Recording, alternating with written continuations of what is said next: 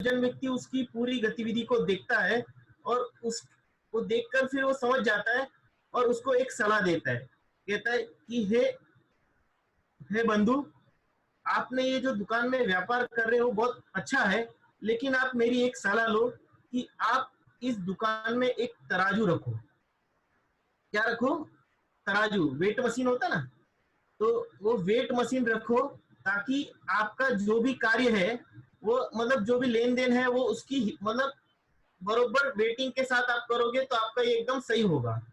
तो आपको पता चलेगा कि कितना नुकसान हुआ, कितना फायदा हुआ। क्योंकि अभी आप क्या करते हो कि आप अंदाजे से वस्तु को देते हो और अंदाजे से उसका मतलब पैसे लेते हो। तो इससे आपकी क्या नुकसान होता है कि कभी तो आप किसी को ज्यादा वस्तुएं दे देते हो और पैसे कम लेते हो, और कभी कम वस्तुएं मतलब देते हो और पैसे भी ज्यादा ले लेते हो। इस प्रकार से कोई मतलब नियमितता नहीं रहती है।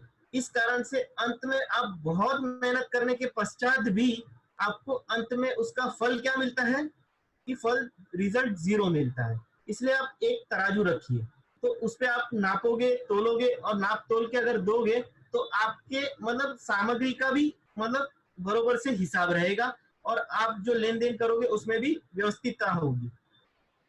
देखो, उसको वो बात जचती है क्योंकि तराजू एक ऐसी वस्तु है उस दुकान में कि भले कितना ही सामग्री उसकी दुकान में भरी हुई हो, लेकिन अगर तराजू नहीं हो तो वो सही तरीके से लेन देन नहीं कर सकता।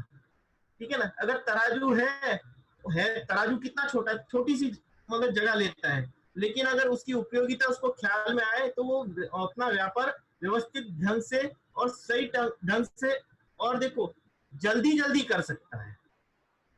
वैसे ही हमारे लिए जीवन में अगर हमें सफल बनना है या कहो जैन धर्म की शिक्षा प्राप्त करनी है, तो सबसे पहले जैन न्याय अगर आपने सीखा हो, समझना, जैन न्याय को अगर आपने समझा हो तो क्या होगा उससे उससे जीवन में आपकी बहुत सहूलियत होगी। बहुत सी मतलब प्रश्न के समाधान सहज रूप से हो जाएंगे। क्यों? क्योंकि न्याय एक ऐसी वस्तु है जिसके माध्यम से सही और गलत का निर्णय किया जाता है। क्या कहा? न्याय एक ऐसी वस्तु है जिसके माध्यम से वस्तु का सही और गलत ये निर्णय किया जाता है। अगर हम अगर हम जैन धर्म में वस्तु स्वरूप को समझना चाहते हैं और अगर हमें न्याय का स्वरूप ही खबर नहीं हो, तो हम जो वस्तु स्वरूप को समझेंगे उसमें क्या सही है क्या गलत है उसका निर्णय हम नहीं कर पाएंगे। और जब निर्णय नहीं कर पाएंगे तो हम डावाडोल तरीके से उस वस्तु को ग्रहण करेंगे, जिससे हमें हानि ही होने वाली है, फायदा कुछ भी होने वाला नहीं है। इसीलिए न्याय एक ऐसा विषय है जिसको सबको जानना जरूरी है, उपयोगी है, इतना समझ। देखो, जैन धर्म तो ऐसा है कि किसी व्यक्तिवादी वाला धर्म नहीं है। ये गुणों की प्रधानता वाला धर्म है। इसमें गुणों की प्रधानता दी गई है। इसमें किसी व्यक्ति को मुख्य नहीं किया गया है, इसमें गुणों को प्रधान किया है। क्यों? क्योंकि हम देखो नमोकार मंत्र का पाठ करते हैं, तो नमोकार मंत्र में भी देखना अपने किसी व्यक्ति का नाम नहीं लिया गया है और उसको उस मंत्र को क्या कहा गया? अनादि निधन मंत्र। समझ में आ रहा है? तो अनादि निधन मंत्र क्यों है? क्योंकि उसमें किसी व्यक्ति का नाम नहीं है, उसमें गुणों की चर्चा की गई है। वैसे ही हमारा जो ये जैन धर्म है ना, किसी व्यक्ति के आधार पे नहीं है कि महावीर भगवान ने ये कहा था इसीलिए ये धर्म है, ऐसा नहीं है। समझना? और किसी मतलब किसी पुरुष ने ये कहा था इसीलिए ये धर्म है, इसीलिए हमें करना चाहिए, ऐसा भी नहीं है। क्योंकि ये तो वस्तु के स्वभाव को बताने वाला धर्म है जो अनादिकाल से है और अनंत काल तक चलने वाला है। और जब तक इस धर्म की श्रद्धा परीक्षा कर कर नहीं करेंगे तब तक हम डावाडोल ही रहने वाले हैं। क्योंकि जगत में अनेक धर्म हैं जो अपने आप को ये कहते हैं कि अगर आपको सुखी होना है तो हमारे धर्म को पालो और इस मतलब उसको पालोगे तो आप सुखी हो जाओगे। लेकिन कोई ये नहीं बताता कि आपका ही धर्म क्यों पाले, दूसरे का धर्म क्यों नहीं पाले। समझना लॉजिक, कि हम यही धर्म क्यों पाले, दूसरा धर्म क्यों नहीं पाले। तो हमें तब उस न्याय विद्या की जरूरत पड़ेगी जिसके माध्यम से कौन सा धर्म सत्य है और कौन सा धर्म असत्य, इसका निर्णय करने के लिए। अगर हमें न्याय विद्या नहीं आती होगी तो हम उसका निर्णय नहीं करेंगे, नहीं कर पाएंगे, और हम असत्य में सत्य को मिलाकर, सत्य में सत्य असत्य को मिलाकर वैसा ही मानेंगे, और कैसे इस संसार में भटकते रहेंगे, सत्य का निर्णय नहीं कर पाएंगे। तो इसलिए क्या कहा कि सत्य का निर्णय करने के लिए न्याय विद्या का जानना अत्यंत ही आवश्यक है, और वो बहुत ही उपयोगी है। एक पॉइंट। अब देखो दूसरा समझना कि हम जो भगवान का स्वरूप बताते हैं और अन्य जो भगवान का स्वरूप बताते हैं उसमें जमीन और आसमान का फर्क है। अब ये फर्क हमें कब पता चलेगा कि जब हमने न्याय से वस्तु का निर्णय किया हो, न्याय से भगवान का निर्णय किया हो। देखो हमारा धर्म ये नहीं कहता है कि महावीर, ये हमारे महावीर भगवान है, इनको आप पूजिए। हमारा धर्म तो ये कहता है कि आप पहले इनकी परीक्षा करिए। क्या कहा कि आप पहले इनकी परीक्षा करिए कि इसमें इनमें मुक्ति का गुण है, मतलब ये सुखी है, ऐसा निर्णय करिए, फिर आप इनको ग्रहण करिए। उसके पहले आप उस उनके और मतलब माता मस्तक मत टेकिए, परीक्षा कर कर ही इस धर्म को ग्रहण करिए, ऐसी शिक्षा दी जाती है। और हमारे में कहा भी ना, सिर्फ आज्ञा दी है, इस आज्ञा से ही आप मान लो ये धर्म को, ऐसा भी नहीं। परीक्षा कर कर ही आपको धर्म को अपनाना है। क्यों ऐसा कहा? क्योंकि ऐसा कहा भी, युक्ति भी आती है, आज्ञा प्रधानी से तो परीक्षा प्रधानी श्रेष्ठ होता है। क्या कहा? आज्ञा प्रधानी से परीक्षा प्रधानी श्रेष्ठ होता है। क्यों? क्योंकि आज्ञा से मानने वाला तो कोई कुगुरु होगा, उसकी आज्ञा को भी माने, उसको गुरु मानकर बैठा हो और उसकी आज्ञा माने, तो बोलो उसका कल्याण होगा कि नहीं होगा? कि नहीं होगा, क्योंकि उसने अपने गुरु का ही निर्णय नहीं किया है। तो यहाँ पर तो कह रहे हैं कि आप सबसे पहले तो हमारे आदर्श ऐसे भगवान का नक्की करें कि भगवान कौन है। अब वो उनका नक्की कैसे होगा? उनका नक्की अगर करना होगा तो आपको न्याय विद्या का ज्ञान होना अत्यंत ही आवश्यक है। अब देखो हम छोटी छोटी चीज के लिए तो बहुत परीक्षा करते हैं, समझना। अगर हमें कोई सब्जी लानी हो ना, तो वो सब्जी लाने के लिए हम जब मार्केट में जाते हैं तो हम जो सब्जी वाला देता है उसको यूं ही नहीं ले लेते, समझना। क्या करते हैं हम? उसकी परीक्षा करते हैं, हम देखते हैं, उसका चिन्ह देखते हैं, ये देखो ये सब्जी ऐसी है, इसमें मतलब ये खराब है, ये मतलब इसमें दाग लगा हुआ है, समझ में आ रहा है? तो ऐसे हम उसके चिन्ह देखते हैं, उसको टटोलते हैं और उसका मूल्य देखते हैं, फिर उसकी पूरी परीक्षा करते हैं। अगर यहाँ पर मूल्य ज्यादा है तो यहाँ पर छोड़कर दूसरे सब्जी वाले के पास जाते हैं, वहां पर देखते हैं सब्जी बरोबर है कि नहीं। इस प्रकार से उसकी पूरी जांच कर कर फिर हम उसको खरीद कर लाते हैं। बोलो देखो एक सब्जी को भी अगर हमें खरीदना है तो हम इतना यत्न तो करते हैं कि उसकी परीक्षा करते हैं। और आप सोचो अगर हमारे भव का रोग मिटाना हो, जन्म मरण का अंत करना हो, और अनादि के दुख को मिटाना हो, शाश्वत सुख को प्राप्त करना हो, उसके लिए हम किसको गुरु बनाते हैं, किसको अपना भगवान मानते हैं? उसमें हम आंख बंद करके उनकी आज्ञा के अनुसार चल पड़ते। नहीं, यहाँ पर कहते ऐसा नहीं चलेगा। आपको पता होगा हमारे आचार्य समंत भद्र हुए हैं जिन्होंने रत्नकरण श्रावकाचार्य लिखा है, जो बहुत ही प्रचलित है। वैसे ही उन्होंने उनका एक बहुत ही प्रचलित न्याय का ग्रंथ है जिसका नाम है आप्त मीमांसा। क्या नाम है? आप्त मीमांसा। उस ग्रंथ में समंतभद्र आचार्य स्वयं भगवान की परीक्षा करते हैं। क्या करते हैं? भगवान की परीक्षा। आप सोचोगे कि भगवान की परीक्षा करना, हम तो छोटे मोटे व्यक्ति की भी परीक्षा नहीं करते, आप कह रहे हो भगवान की परीक्षा। कहा कि भगवान की परीक्षा करना अगर भगवान की परीक्षा में अगर गलती कर दी तो पूरा जीवन व्यर्थ है, और अगर भगवान की परीक्षा अगर सही कर ली तो अपना जीवन सफल है। तो आप कहोगे कि भगवान की परीक्षा करने को कह रहे हो आप? भगवान तो हमारे आदर्श होते हैं, वे हमारे से बड़े होते हैं, हमें तो उनका सम्मान करना चाहिए। तो कहते हैं कि सम्मान कब करना?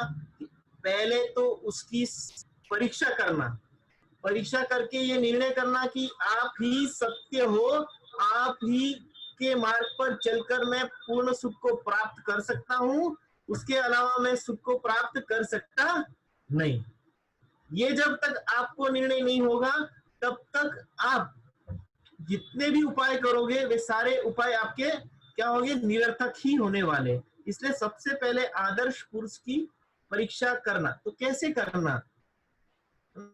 उसके लिए आपके पास कोई उपाय है? तो कहा हाँ है ना।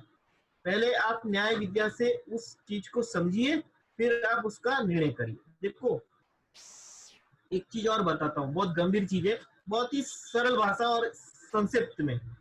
देखो हमारे भगवान स्वयं किसी को ठगते नहीं। क्या कहा मैंने?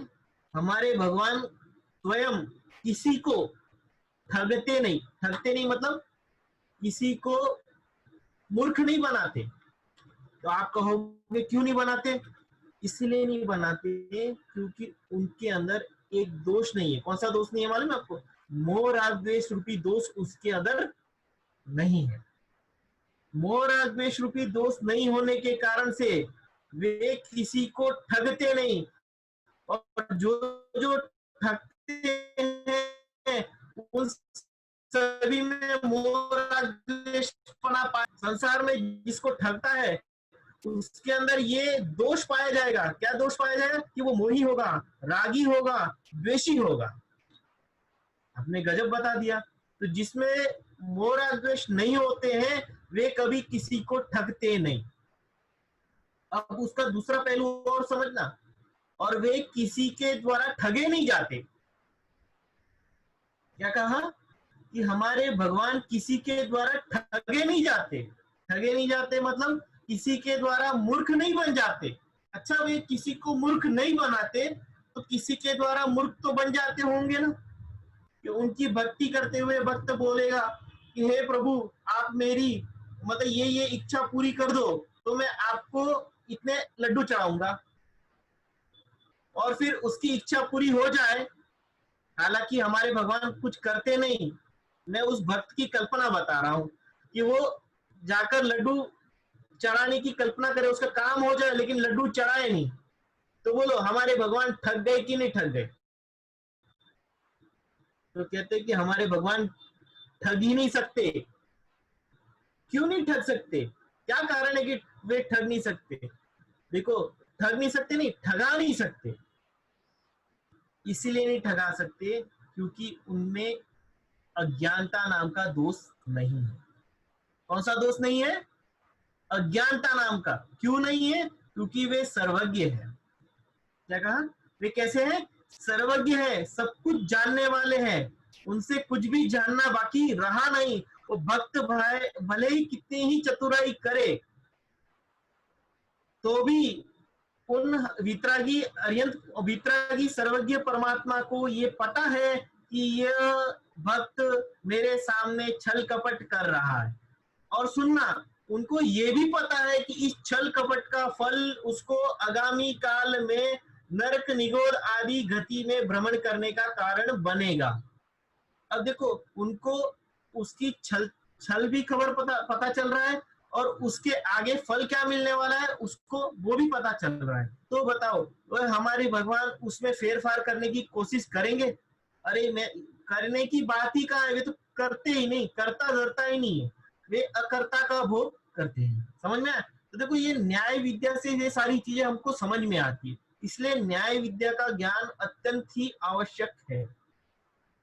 अब देखो अब ये न्याय क्या चीज है? कुछ न्याय का मतलब भी तो समझ में आना चाहिए ना, कि न्याय के आप कह रहे हो कि न्याय विद्या को पढ़ना बहुत आवश्यक है, उसके बिना हम ठगे जा सकते, मतलब ठगे जा रहे हैं संसार में। अगर हम उस न्याय विद्या को जानेंगे तो सही तरीके से हम मतलब परख करके धर्म का ग्रहण कर पाएंगे। तो वो न्याय है क्या? तो उसके लिए कहा, देखो मैं पढ़ के बताता हूँ उसकी डेफिनेशन से। जिसके द्वारा वस्तु स्वरूप का सम्यक ज्ञान हो उसे न्याय कहते हैं। बहुत ही सिंपल है, जिसके द्वारा वस्तु स्वरूप का सम्यक ज्ञान हो उसे क्या कहते हैं? न्याय कहते हैं। दूसरी डेफिनेशन देता हूं, देखो, वस्तु स्वरूप का सम्यक ज्ञान प्रमाण और नय से होता है। तत्वार सूत्र में सूत्र आता है ना, प्रमाण नय रधिगमः। क्या सूत्र है? प्रमाण और नय से अधिगम होता है। अधिगम मतलब ज्ञान होता है, समझ में? तो प्रमाण और नय से ज्ञान होता है, और यहाँ पर क्या कहा? जिसके द्वारा वस्तु स्वरूप का सम्यक रूप से ज्ञान हो उसको न्याय कहते हैं। तो क्या अर्थ निकला कि प्रमाण नयात्मको न्याय, प्रमाण और नय के माध्यम से जो वस्तु का ज्ञान करना होता है उसको ही नय कहते हैं। क्या कहा? प्रमाण और नय के माध्यम से वस्तु का जो ज्ञान होता है उसको ही नय कहते हैं, न्याय कहते हैं। तो देखो, न्याय के अनेक पर्यायवाची नाम दिए गए हैं। न्याय का मतलब होता है युक्ति, युक्ति शास्त्र, तर्क विद्या, अन्वीक्षी, अन्वीक्षी विद्या, फिर क्या कहा? वाद विद्या, हेतु विद्या आदि अनेक नाम है। ये सब पर्यायवाची नाम है किसके? न्याय के। अब ये न्याय के माध्यम से हमें वस्तु स्वरूप समझना है, तो उसमें एक नाम न्याय का दिया है परीक्षा। क्या नाम दिया है? परीक्षा। समझना, परीक्षा उसका नाम क्यों दिया है कि परीक्षा का मतलब होता है, देखो परीक्षा का भी मैं अर्थ बताता हूँ। आपने कभी सुना, आपने कभी विचार नहीं किया होगा परीक्षा किसे कहते हैं। न्याय में उसका भी वर्णन किया है। विरुद्ध नाना युक्ति प्रबल्य दौर्बल्य अवधारण प्रवर्तमान विचार परीक्षा। अभी मैंने क्या कहा, ये कुछ समझ में ही नहीं आया होगा। फिर से कहता हूं, देखो हिंदी में कहता हूं। विरुद्ध नाना प्रबल और दुर्बल युक्तियों के माध्यम से जो हमारा सावधानी पूर्वक जो विचार चलता है उसको परीक्षा कहते हैं। देखो समझो, एक वस्तु का निर्णय करना हो तो उसके लिए हम अनेक प्रकार के विचार करते हैं, और वो विचार में हम ये कैसा है, ये काला है, और ये मतलब रंग वाला है, और इसका ये गंध है। इस प्रकार से जो अनेक प्रकार की युक्तियों के माध्यम से, और प्रबल मतलब ये वाला लक्षण अच्छा है, ये लक्षण सही नहीं है, समझे? इस प्रकार से जो चिंतन करते हैं, विचार करते हैं, उसको परीक्षा कहते हैं। मतलब परीक्षा मतलब उस वस्तु का सभी एंगल से निर्णय करना, और उसमें कौन सा एंगल प्रबल है और कौन सा एंगल दुर्बल है, प्रबल एंगल के माध्यम से उसके लक्षण का निर्धारण करना। इस प्रकार से जो विचार प्रवर्तमान होते हैं उसको क्या कहते हैं? परीक्षा कहते हैं। और परीक्षा के माध्यम से सभी वस्तु का निर्णय करना। तो न्याय का एक अर्थ क्या हुआ? परीक्षा।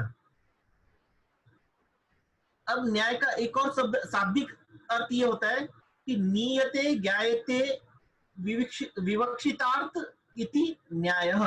मतलब जो ज्ञान जो वस्तु स्वरूप की ओर ले जाए उस ज्ञान को न्याय कहते हैं। समझ में? मतलब विवक्षित वस्तु स्वरूप की ओर ले जाए जो ज्ञान, उसको क्या कहते हैं? न्याय कहते हैं। और न्याय को उपमा तो मैंने आपको बताई थी। न्याय कैसा है? तराजू की तुल्य है। जैसे तराजू होता है वैसा ही ये अपना न्याय है। अब देखो, अब इसमें बहुत विकल्प चलते हैं कि ये न्याय तो इतना कठिन है। ये तो न्याय का जो अध्ययन करते हैं वो क्यों करते हैं? इसलिए करते हैं कि शास्त्रार्थ करने के लिए। क्या करने के लिए न्याय का अध्ययन करते हैं? शास्त्रार्थ। शास्त्रार्थ मतलब किसी से वाद विवाद करना हो तो हमें न्याय की जरूरत पड़ेगी। अगर वाद विवाद नहीं करना है तो न्याय को पढ़ के हमें क्या लाभ होने वाला है? हमें तो हमारा तत्व ज्ञान प्राप्त करना है। तत्व ज्ञान तत्व ज्ञान करेंगे तो हमारा कल्याण हो जाएगा। तो हमें न्याय को जानने की क्या जरूरत है? न्याय तो सिर्फ उन्हीं लोगों को काम आता है जिनको शास्त्रार्थ करना हो, जिनको वाद विवाद करना हो, जिनको येन केन प्रकारेण क्या करना हो, मतलब अपना मत सिद्ध करना हो और पर का मत खंडन करना हो, उसके लिए न्याय विद्या उपयोगी है। ऐसा कोई भ्रम पाले तो ये उसका भ्रम ही है समझना। क्यों? ये बहुत मिथ्या भ्रांति है। लोग इसी डर से न्याय का अध्ययन नहीं करते, जबकि वास्तव में देखे तो न्याय न्याय बहुत ही उपयोगी वस्तु है। तत्व ज्ञान का अगर सही ज्ञान करना हो तो न्याय के बिना हो ही नहीं सकता है। इसके लिए मैं एक छोटा सा एग्जांपल देता हूं। आप अगर समय सार को पढ़ेंगे तो समय सार पूरी तरह से आपको उसमें पूरी तरह आपको न्याय ही न्याय मिलेंगे। हर पूरी टीका में न्याय न्याय भरा हो, समझ में? न्याय से उसमें अध्यात्म को सिद्ध किया है।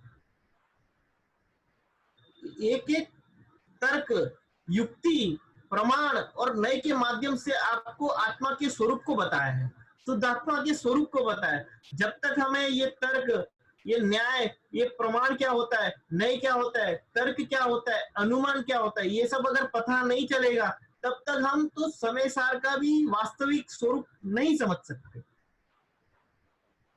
उसके लिए तो ये अत्यंत आवश्यक है। समझ में आया? तो देखो, जो कहते हैं ना कि वाद, ये तो न्याय, न्याय मतलब परीक्षा, ये जो परीक्षा करते हैं ना, परीक्षा और वाद विवाद दोनों समान है। एक्चुअली है क्या मालूम है? वास्तव में हमने वाद विवाद और परीक्षा को समानार्थी मान लिया है। इसीलिए लोगों में ये भ्रम हो चुका है कि मतलब ये जो न्याय की विद्या जो पढ़ते हैं ना, वे सिर्फ शास्त्रार्थ करते हैं, वाद विवाद करते हैं, कलह बढ़ाते हैं, क्लेश बढ़ाते हैं। वास्तव में देखा जाए तो न्याय जो है ना, अर्थात परीक्षा, जो परीक्षा करते हैं ना, वो क्या है? परीक्षा कसाई को बढ़ाने वाला नहीं है। परीक्षा करने से कसाई घटती है। वाद विवाद करने से, सुनना, वाद विवाद करने से कसाई बढ़ेगी, लेकिन परीक्षा करने से कसाई नहीं बढ़ेगी। परीक्षा करने से सत्य का निर्णय होगा और हमारी कसाई का समाधान होगा। तो कसाई घटेगी कि बढ़ेगी? बताओ। कसाई घटती है, समझना। अब देखो, वाद विवाद दोषों का भंडार है, क्योंकि वाद विवाद करते हैं तो कलह होता है, कलह होता है तो एक आपसी मनमुटाव होता है, आपसी मनमुटाव होता है तो एक दूसरे से दूरियां बनाता है। लेकिन न्याय से अगर परीक्षा करे तो उसका फल क्या मिलेगा? कि न्याय से परीक्षा करेगा तो समाधान मिलेगा। न्याय से परीक्षा करेगा तो उसको समाधान मिलेगा।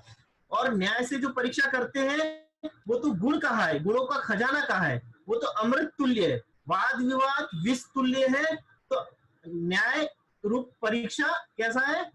अमृत तुल्य है। और देखो, वाद विवाद से मोह राग द्वेष बढ़ता है, ये तो हम लोक में भी देखते हैं। इसलिए हम उससे बचने के लिए क्या करते हैं? वाद विवाद से बचने के लिए हम जाते ही नहीं जहां पर वाद विवाद हो। ऐसा यहाँ पर ऐसा नहीं है। लेकिन न्याय से अगर परीक्षा करे तो मोह राग द्वेष का अभाव होता है। देखो, वाद विवाद करने से मोह राग द्वेष बढ़ता है, लेकिन न्याय से अगर परीक्षा करेंगे तो क्या होगा? मोह राग द्वेष घटते हैं। और भी सुनना कि जो वाद विवाद करता है उसका प्रयोजन क्या होता है?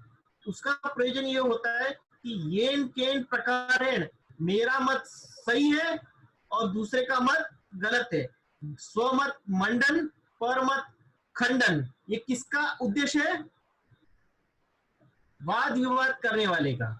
लेकिन जो न्याय से परीक्षा करता है उसका उद्देश्य क्या होता है? कि सत्य का निर्णय करना और असत्य का निराकरण करना।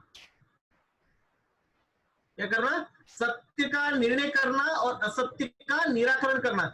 और देखो, तत्व ज्ञान में सत्य का निर्णय करेंगे तभी तो तत्व का ज्ञान होगा।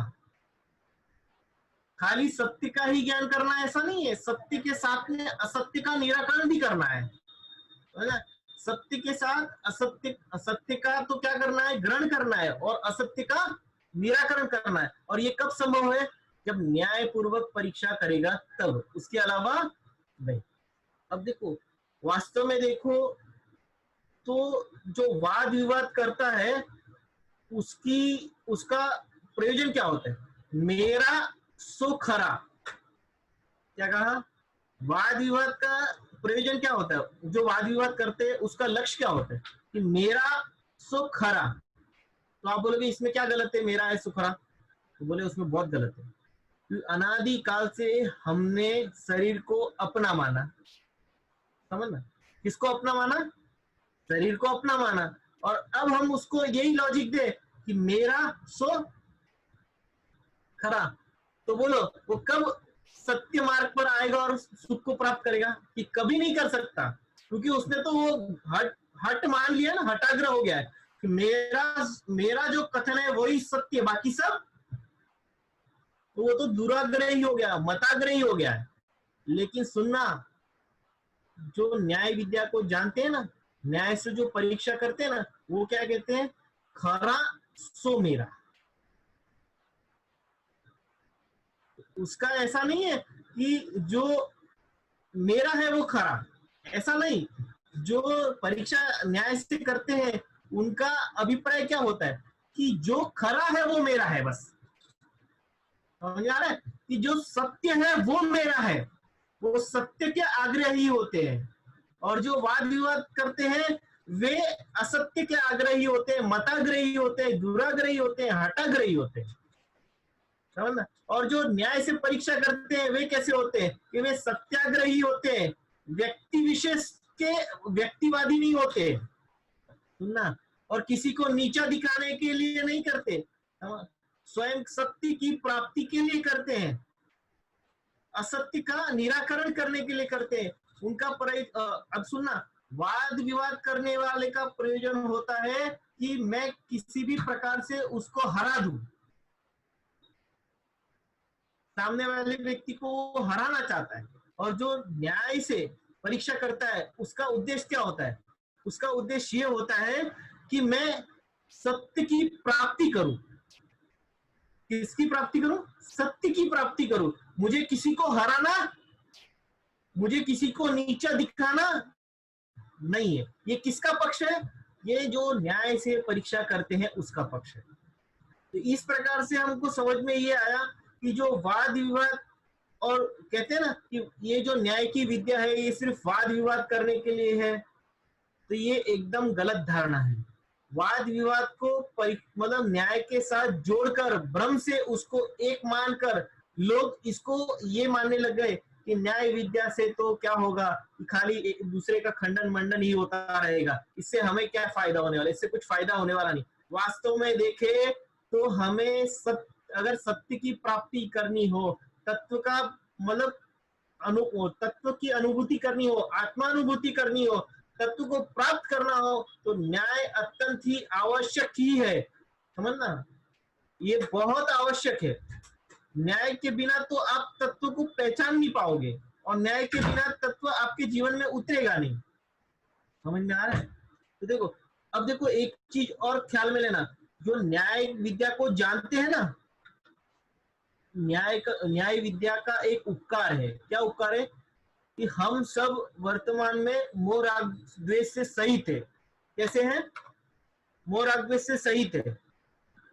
अब मोह राग द्वेष से सहित होने पर भी अगर आपको न्याय विद्या अगर ख्याल में आ गई, कौन सी न्याय विद्या? जो जिनेंद्र भगवान ने बताई है वो न्याय विद्या अगर आपको ख्याल में आ गई, तो आप मोह राग द्वेष सहित होने पर भी वस्तु का सही निर्णय कर सकते हो।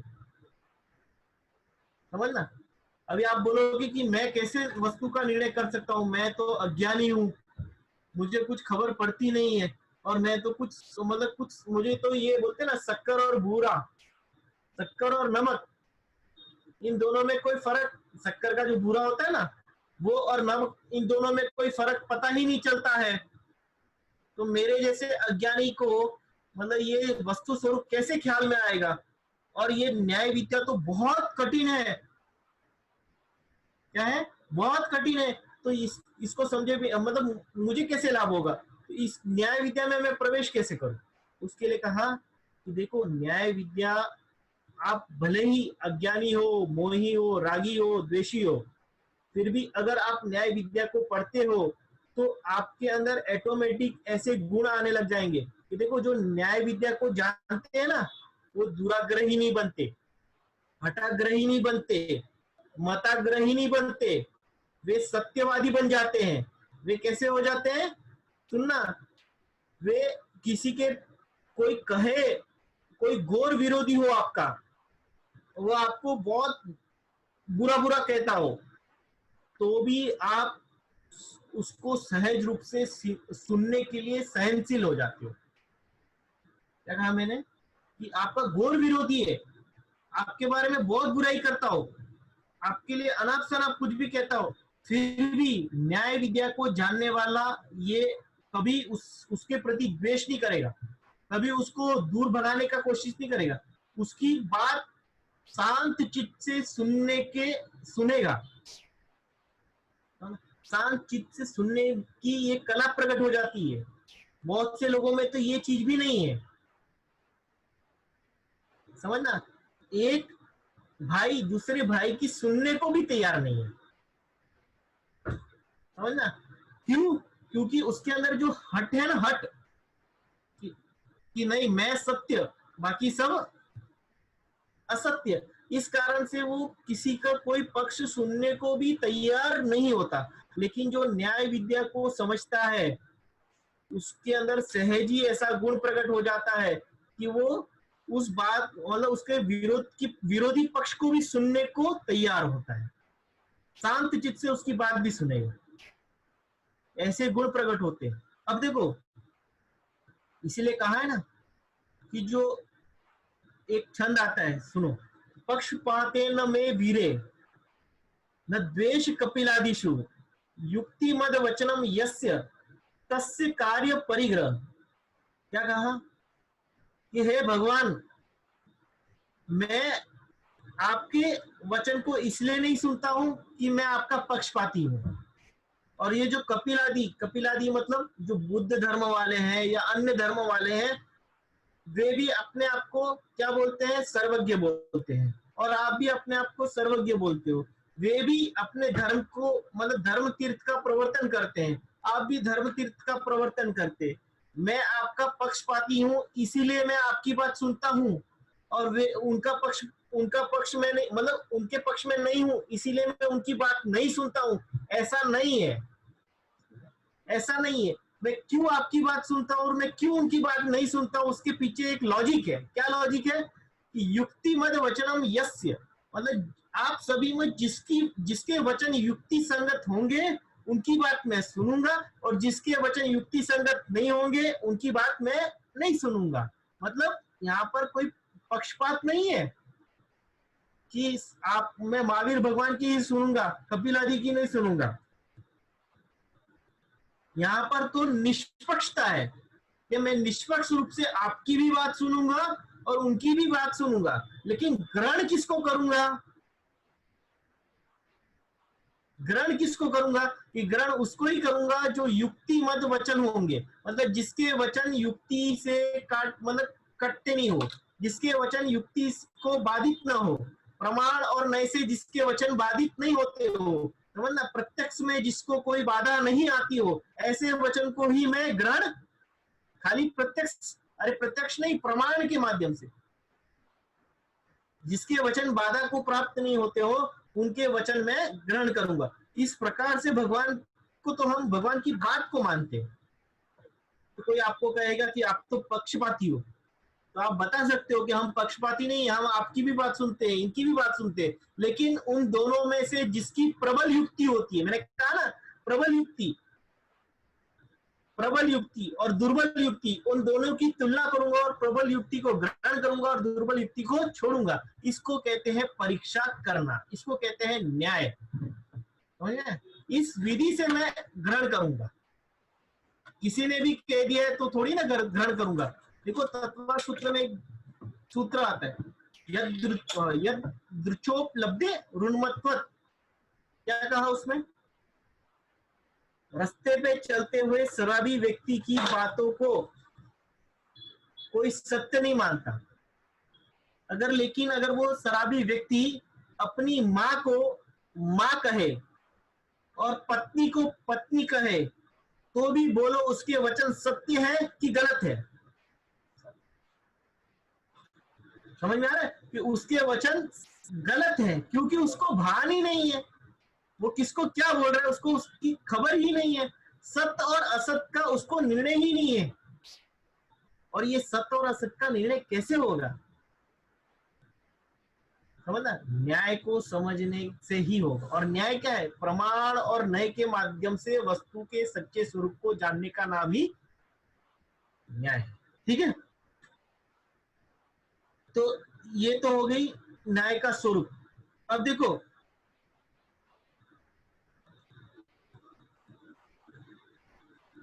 न्याय बहुत विशाल, न्याय में बहुत विशाल ग्रंथ, बहुत बड़े, बहुत सारे ग्रंथ आपको प्राप्त होंगे, लेकिन न्याय एक्चुअली में बहुत सरल है अगर उसको समझना चाहे तो। इसमें आपको सिर्फ साचा बनाने की जरूरत है। मतलब देखो, हमको लगता है ना कि ये न्याय बहुत कठिन है, बहुत कठिन है। एक्चुअली कठिन नहीं है, सरल है। एक मूर्तिकार दिन में कितनी मूर्ति बना सकता है? एक मूर्ति बनाएगा, दो मूर्ति बनाएगा, तीन बना देगा। अगर उसको मूर्ति का व्यापार बढ़ाना हो और बहुत जल्दी बनाना हो तो उसके लिए क्या उपाय है? अभी तो वो हाथ से मूर्ति बनाता है, स्वयं बनाता है, एक एक मूर्ति खुद बनाता है, तो उसको पूरे दिन में एक या दो तीन मूर्ति बना लेगा समझो। लेकिन अगर वो एक साचा बना ले, समझना क्या बना ले? साचा, साचा समझते? मोल्ड, मोल्ड बना ले, और अब उस मोल्ड का उपयोग करके बोलो वो कितनी मूर्ति बना सकता है? अभी तो एक दो तीन ही बना पा रहा था, हाथ से बना रहा था, लेकिन मोल्ड से वो अब चाहे तो 100 मूर्ति भी एक दिन में बना सकता है। नहीं बना सकता है? तो देखो समझना कि वो साचा उसके लिए कितना उपयोगी है। वैसे ही यहाँ पर न्याय शास्त्र एक साचा है, उसको आप अगर समझ जाएंगे तो आपको, एक बोलते ना कि ये जैन धर्म बहुत अगाध है, इसमें इतने सारे ग्रंथ है, किस किस ग्रंथ को हम, बहुत सारे लोग देखो ऐसा लॉजिक देते हैं क्या कि हम जैन धर्म में क्या क्या पढ़े, इसमें तो इतना अगाध ज्ञान है, इसमें इतना, इतने सारे ग्रंथ है, इतने, अभी हमारी तो आयु बहुत कम है। कितनी है आयु? अल्प आयु है, और ज्ञान भी हमारा इतना बड़ा नहीं है कि हम सब चीज समझ ले। कि जिसको मतलब समझो आयुर्वेद का ज्ञान है, उसको विज्ञान का ज्ञान नहीं है, और जिसको विज्ञान का ज्ञान है उसको समझो दूसरी चीज का ज्ञान नहीं है। मतलब हर व्यक्ति किसी न किसी फील्ड में अज्ञानी है ही है। तो ऐसे अल्प ज्ञान को अब अगर उसको करना हो, ये ज्ञान जैन धर्म का भी ज्ञान करना हो तो कैसे करे? इतना विशाल अगाध ज्ञान है। तो वो इस कारण से ऐसा सोच लेता है कि नहीं, इतने सारे ज्ञान को पढ़ने से क्या फायदा, जो हमारे लिए उपयोगी है, ऐसे समय सार आदि का ही अध्ययन करेंगे तो हमारा काम हो जाएगा। तो उसके लिए कहते हैं थोड़ा, अगर के पास आयु और आयु की कमी है और ज्ञान की कमी है, तू अल्पज्ञ है, और इस बहाने से तू कहता है कि न्याय शास्त्र को पढ़ने से क्या फायदा है। तो मैंने कहा ना कि ये न्याय शास्त्र साँचे के समान है। अगर तूने न्याय शास्त्र को पढ़ा ना तो न्याय शास्त्र से तुझे बहुत सारी वस्तुएं सहज रूप से और बहुत जल्दी समझ में आ जाएगी। जहां तू एक ग्रंथ पढ़कर समझता था, वहां पर तो एक ही ग्रंथ को समझता था, लेकिन जहां तू न्याय शास्त्र का ज्ञान करेगा, एक ग्रंथ को पढ़कर अनेक ग्रंथों का अर्थ समझ में आ जाएगा। समझ में आ रहा है? ये साँचे के समान है, ये तेरा ज्ञान अगाध हो जाएगा। जिनवाणी अगाध है तो तू भी अगाध हो जाएगा। तेरा अल्प ज्ञान है, लेकिन उस अल्प ज्ञान में भी तुझे बहुत सारी चीजों का समाधान सहज रूप से और बहुत जल्दी हो जाएगा। अब क्या होता है कि बहुत सारा ज्ञान है, कभी तो कर्णानुयोग पढ़ लिया, कभी प्रथमानुयोग पढ़ लिया, और फिर बाद में कभी द्रव्यानुयोग पढ़ता है, और फिर बाद में इसको अरुचि होती है। क्या अरुचि थी? अरे कितना कितना पढ़े, कहानी पढ़ते हैं तो कहानी खत्म नहीं होती, कर्णानुयोग पढ़ते हैं तो समझ में आता नहीं, इतना विशाल ज्ञान है, इतनी सूक्ष्म चीज, छोटी छोटी चीजें याद करनी पड़ती है, गणित का ज्ञान करना पड़ता है, ये करना पड़ता है, और फिर बाद में अनेक चीज बहाना बना, और फिर बाद में द्रव्यानुग पढ़ना होता है। द्रव्यानुग के 3 पार्ट है, मालूम है आपको? द्रव्यानुग के 3 पार्ट कौन से है? द्रव्यानुग में न्याय एक पार्ट है, न्याय दूसरा है सिद्धांत, और तीसरा है अध्यात्म। क्या कहा? न्याय, सिद्धांत और अध्यात्म। न्याय नहीं समझेगा तो सिद्धांत ख्याल में नहीं आएगा, और सिद्धांत ख्याल में नहीं आएगा तो अध्यात्म में प्रवेश कैसे करेगा? समझ में आ रहा है? अगर अध्यात्म में प्रवेश करना है तो सबसे पहले न्याय का ज्ञान होना अत्यंत आवश्यक है। समझे? तो इस प्रकार तो ये बहाना बनाता है अलग अलग प्रकार के, और ये बहाने कौन बनाता है? जो उत्साहहीन होते हैं वे ही ये बहाना बनाते हैं। और देखो टोडरमल जी ने कहा, उनके वाक्य सुन के बताता हूँ। देखो ये परीक्षा से मुकरता है ना कि परीक्षा कर करके कितनी परीक्षा करें हम तो थक जाएंगे, इसलिए हम तो बस जो कहते हैं वो हम सुन लेते हैं। पंडित जी प्रवचन करते हैं, हम सुन लेते हैं बस आंख बंद करके, और हाँ उसके बाद जो भी समझ में आया, जितना समझ में आया उतना चल जाए, उससे काम नहीं चलने वाला है भाई। क्या कहा देखो टोडरमल जी के शब्दों में कहता हूँ।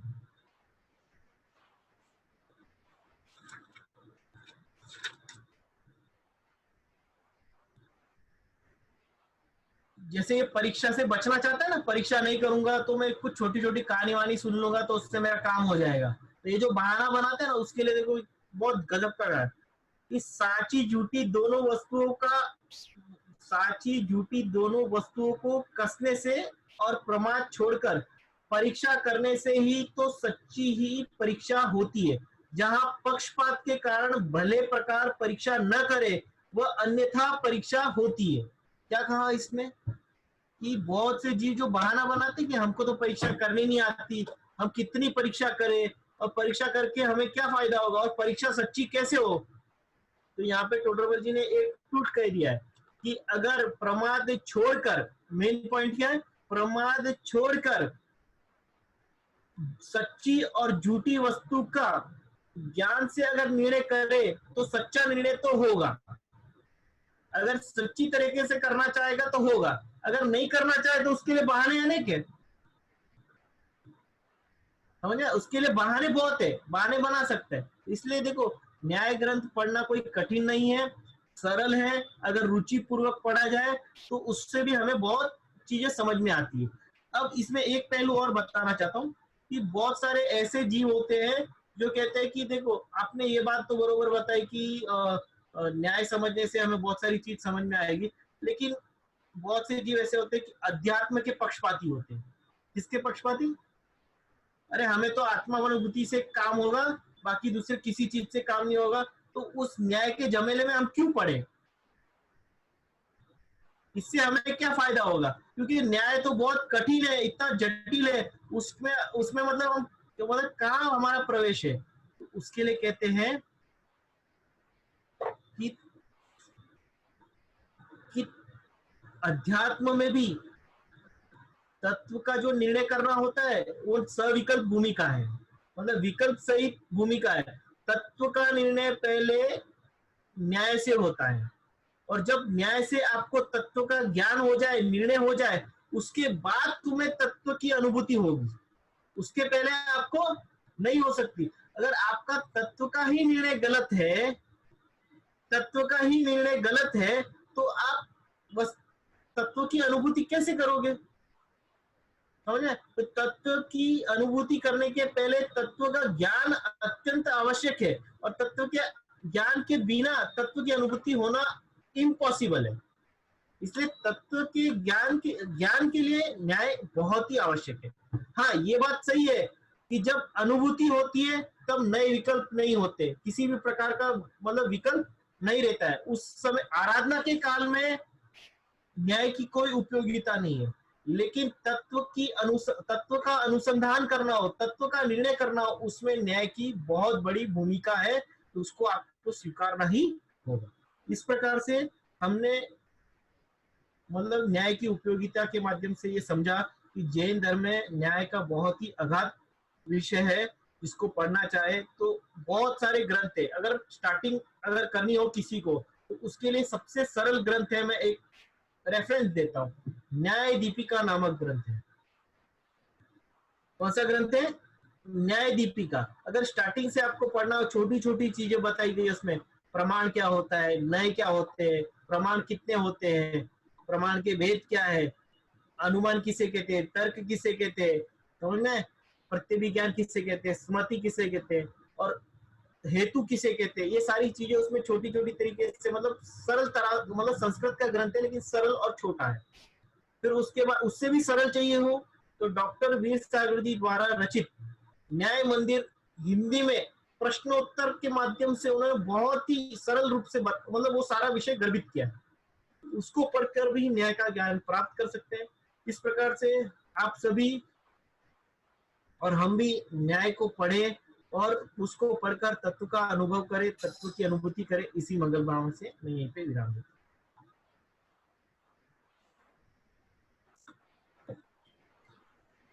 अनिल जी, आपने बड़े सुंदर तरीके से समझाया कि न्याय की उपयोगिता हमारे जीवन में क्या है और जैन धर्म में न्याय का कितना महत्व है। और हम सबको लग रहा था हम ऐसे ही अध्यात्म सीख जाएंगे और थोड़े व्रत कर लेंगे और स्वाध्याय कर लेंगे तो हम बहुत ज्ञानी बन जाएंगे, पर न्याय की कभी जरूरत ही नहीं समझी। बहुत अच्छा विषय आपने समझाया। कुछ प्रश्न आए हमारे पास, वो लेंगे और फिर कुछ यहाँ जो इनके हाथ खड़े होते हैं उनके प्रश्न उनसे पूछ सकते हैं। एक प्रश्न है कोई किसी यंगस्टर का है, उन्होंने ऐसा कहा कि मैं निर्णय तो लेना चाहता हूँ, लेकिन जब मैं न्याय से या जब मैं परीक्षा लेने जाता हूँ तो लोग मुझे नास्तिक कहते हैं, तो इसका क्या? हाँ, देखो एक बात समझना ध्यान से, कि किसी भी चीज का निर्णय करना हो तो निर्णय करने वाले को नास्तिक कहना, तो देखो अभी आपको पता है जैन धर्म को अपने भारतीय दर्शन में नास्तिक कहा जाता है। क्या कहा जाता है? नास्तिक। नास्तिक। अच्छा। क्यों कहा जाता है आपको पता है? नहीं। जो वेद को नहीं मानते हैं उसको नास्तिक कहा जाता है। अच्छा। क्या कहा उन्होंने? नास्तिक की डेफिनेशन क्या बनाई? जो वेद को नहीं जानते उसको नास्तिक कहते हैं। तो ऐसे तो लोक में आपको बहुत से लोग मिलेंगे कि आप तो नास्तिक हो ऐसे कहने वाले, उनसे डरने की कोई जरूरत नहीं है। क्यों? क्योंकि आपको तो आपके सबल आचार्य समंतभद्र ने भगवान की परीक्षा करके बताया है कि आप, उन्होंने श्लोक लिखा, आप पढ़ोगे आप्तमीमांसा तो ख्याल में आएगा, पहले ही छंद में मंगलाचरण में उन्होंने भगवान को मंगलाचरण में नमस्कार नहीं किया है। क्या कहा? कि उनको नमस्कार नहीं कहा कि मैं आपको नमस्कार नहीं करता हूँ। देवागम नभोयान चामरादि विभूतया माया विश्वापी दृश्यन्ते नातस्त्वमसीनो महान। अरे चैलेंज कर रहे हैं भगवान को। क्या चैलेंज कर रहे हैं? कि हे प्रभु आप महान नहीं हो। क्यों महान नहीं हो? कि देवलोक स्वर्ग से आपकी कदमों में आते हैं, आपके चमर धोए जा रहे हैं, समझ ना, इतना वैभव है आपका, इसके कारण से मैं आपको महान नहीं मानता हूँ। ये मंगलाचरण में कहा है। अच्छा। तो मतलब ये फर्स्ट श्लोक में ये मतलब चैलेंज किया भगवान को, मैं आपको इसके लिए महान नहीं मान। फिर आगे ऐसे बहुत से चैलेंज किए कि आपको, आप तीर्थ को चलाते हो इसलिए भी आप महान नहीं हो, आपका जो शरीर है मतलब वो इतना दिव्य शरीर है, अंदर और बाहर मतलब दोनों तरफ मल नहीं है, तो मतलब इसलिए भी मैं आप महान नहीं हो। इस प्रकार से अनेक तर्क देकर आप महान नहीं हो ऐसा सिद्ध करके फिर लास्ट में सिद्ध किया है, स्वतमसी निर्दोषो युक्ति शास्त्र विरोधी बात, इसलिए मैं आपको नमस्कार करता हूँ कि आपके वचन कैसे युक्ति और शास्त्र से अविरोधी है, इसलिए मैं आपको नमस्कार। समझ रहे? तो इस प्रकार से परीक्षा करने से डरना नहीं चाहिए एक, और परीक्षा कर कर ही धर्म को ग्रहण करना। देखो दूसरी चीज में आप परीक्षा नहीं करोगे तो आपको कुछ नुकसान नहीं होने वाला है। मैंने कहा था ना, सब्जी खरीदने जाते हैं तो वहां पे अगर परीक्षा नहीं करेगा तो क्या होगा कि 10-20 रुपए की सब्जी गलत आ जाएगी। क्या 10-20 रुपए की सब्जी गलत आ जाएगी तो उसको फेंक देगा। लेकिन अगर इस मनुष्य भाव में अगर सच्चे देव का स्वरूप नहीं समझा तो भव समुद्र में कहां फीक जाएगा कुछ पता नहीं चलेगा। तो इसलिए परीक्षा करना जरूरी है, और ये हमें आचार्य ने ही बताया है, हम अपनी मनगढ़ंत कल्पना से नहीं बोल रहे। ठीक है आगे समझ गया? हाँ हाँ। एक प्रश्न है भैया कि हाँ अगर जैसे जो पूर्वाचार्य हमारे जो हुए, उन्होंने अगर मतलब वो ज्ञानी थे और उन्होंने परीक्षा प्रधानी होके भगवान की परीक्षा ली और उस हिसाब से उन्होंने कथन किया, तो वैसे ही जो यंगस्टर्स हैं या हम सब हैं अल्पज्ञानी हैं, हम परीक्षा ले तो क्या हमें पाप नहीं लगेगा? हाँ, बहुत बढ़िया प्रश्न है ये। देखो, पहले तो आपको गुणज्ञ बनना होगा। क्या कहा मैंने? गुणज्ञ, गुणग्राही। गुणग्राही बनना होगा। जिनेंद्र भगवान की श्रद्धा कर कर फिर आप चाहे कितनी परीक्षा करो ना, कोई दोष नहीं है। समझ में आ रहा है कि मतलब पहले जिनेंद्र भगवान को समझकर उसकी श्रद्धा हो जाए, उसकी पक्की श्रद्धा हो जाए, फिर आप उसकी परीक्षा करो, कोई दिक्कत नहीं। अब देखो, एक रत्न का व्यापारी होता है, सुनना, कौन? रत्न का व्यापारी। पहले दिन ही जाकर कहे कि मैं परीक्षा करता हूँ, क्या कहे? पहले दिन ही जाकर परीक्षा करे। उसको तो पहले रत्न का चिन्ह ही नहीं पता है, रत्न क्या होता है, कैसा होता है, उसको स्वरूप ही नहीं पता है, और पहले दिन ही जाकर उसकी क्या परीक्षा करेगा? तो पहले तो समझो कि रत्न का स्वरूप क्या है। समझ अगर वो रत्न का स्वरूप पूरी तरह से समझ में आ जाए, फिर आप जाके किसी को चैलेंज करो ना कि आपका ये जो रत्न है ये गलत है, क्यों गलत है, फिर बताओ। फिर कितना भी चैलेंज करो, फिर कोई डर नहीं है। फिर किस बात का पाप? क्योंकि आप पोषण उसको नीचा दिखाने के लिए नहीं कर रहे, आप पोषण उसके गुण को प्रकट करने के लिए कर रहे हो। समदभद्र आचार्य ने जो परीक्षा की है, वो परीक्षा भगवान को नीचा दिखाने के लिए नहीं, क्योंकि लोक में ऐसी भ्रांतियां फैलने लगी, लोग ऐसा मानने लगे कि जिसके चमर होंगे वो महान होगा, मतलब जिसके देव आगे पीछे देव घूमते होंगे वो महान होगा। अगर यहाँ से प्राइम मिनिस्टर जा रहा हो तो हम भी बहका नहीं जाते, अरे चलो चलो उनको देखने जाते।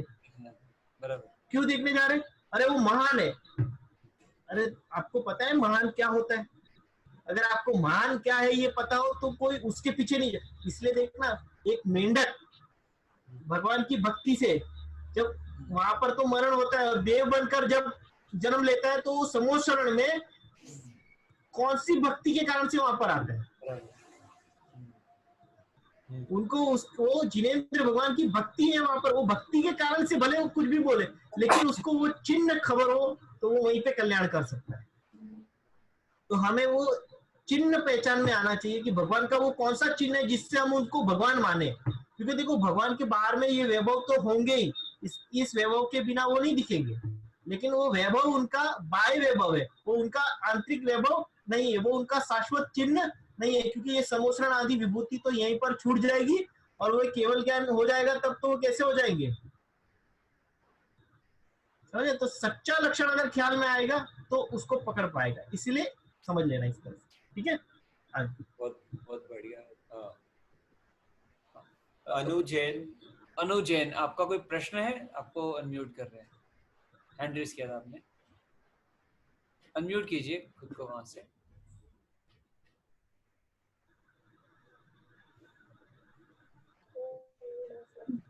हाँ बोलिए। जो आपने परीक्षा की डेफिनेशन बताई थी वो रह गई थी, तो रिपीट कीजिए एक बार। संस्कृत में बोलूं, हिंदी में बोलूं? संस्कृत हिंदी दोनों। दोनों ही चलेगा। हाँ, विरुद्ध नाना युक्ति, विरुद्ध नाना युक्ति प्राबल्य दौर्बल्य अवधारण प्रवर्तमान विचार परीक्षा। विरुद्ध नाना युक्ति प्राबल्य दौर्बल्य अवधारण प्रवर्तमान विचार परीक्षा। हिंदी अर्थ समझना इसका। हाँ। परस्पर विरुद्ध अनेक युक्तियों की प्रबलता एवं दुर्बलता का निर्धारण करने के लिए सावधानी पूर्वक जो विचार किया जाता है उसको परीक्षा कहते हैं। जी, ठीक है। हाँ हाँ हाँ जी। और कोई प्रश्न? नहीं।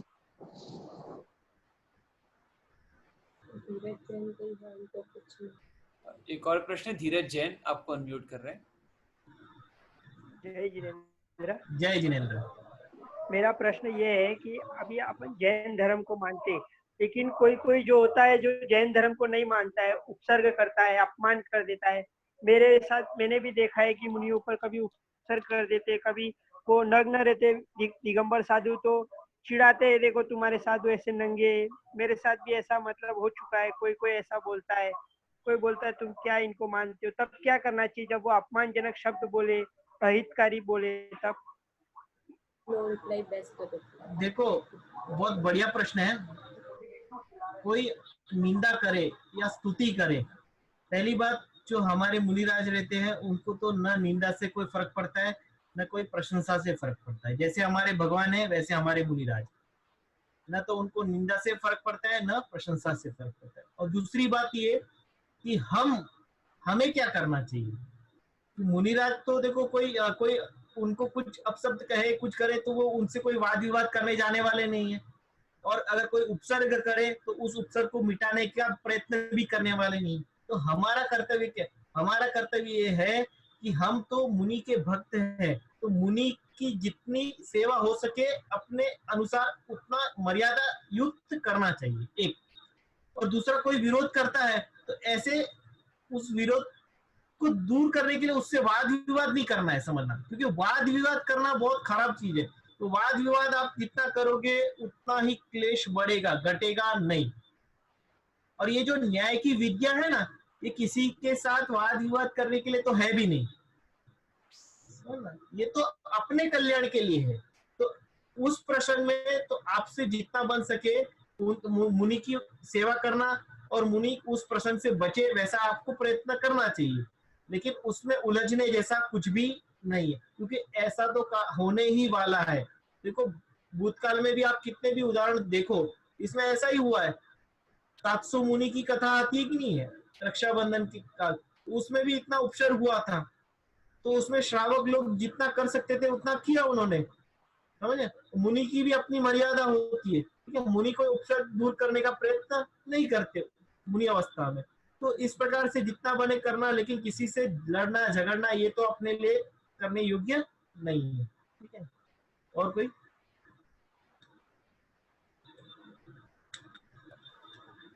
और किसी के कोई प्रश्न हो तो हाथ खड़ा कर सकते हैं या हैंड रेस कर सकते हैं। नहीं भैया, सभी की शंका का समाधान हो गया। विषय सभी को समझ में आया? हाँ जी, चलिए। अनिल भैया, आपका बहुत बहुत धन्यवाद, बहुत बढ़िया विषय लिया आपने। और अब हमारे ऑनलाइन क्विज का समय हो गया है, पर उससे पहले हम जिनवाणी स्तुति करेंगे। इसके बाद जो पहले के चैप्टर है उसका ऑनलाइन क्विज से रिविजन करेंगे, ठीक है। फिर जिनवाणी स्तुति। अनिल भैया, जिनवाणी स्तुति करेंगे। हाँ जी, आप ही करें। या वाणी के ज्ञान ते सूझे लोकालो, सो वाणी मस्तक नमो सदा देत हो।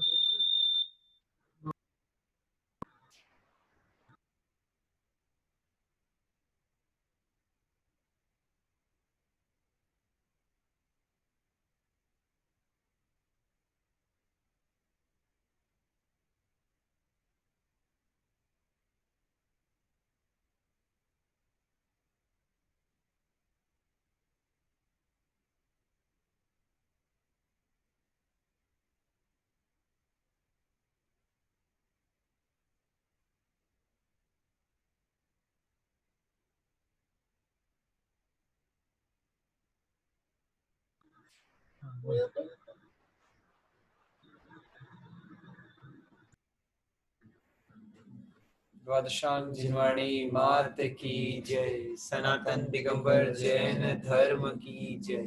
ढाई द्वीप में 3 कम 9 करोड़ मुनि भगवंतों की जय। चलिए, सभी तैयार है ऑनलाइन क्विज के लिए? शुरू करें? हाजी की नाजी तैयार? जो तैयार है वो हाथ खड़ा कीजिए, हैंड रेस कीजिए।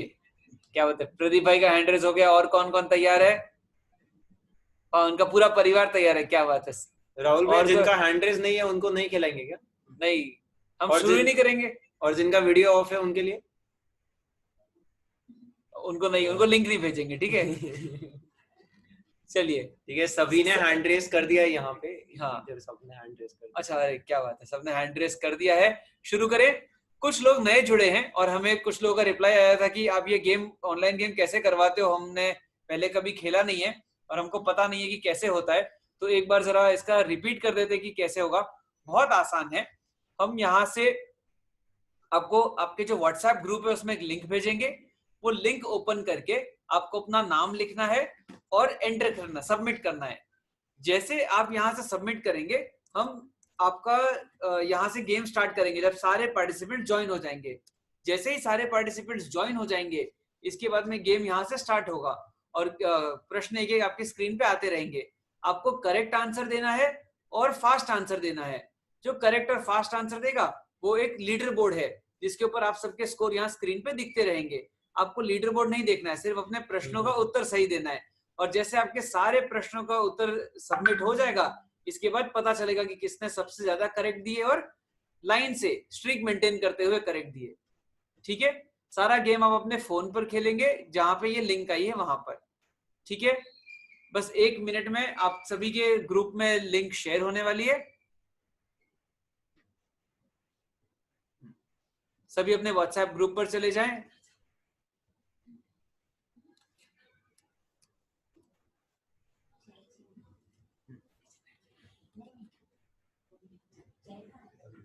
आप अपने प्रैक्टिकल जैनिज्म के ग्रुप में जाइए।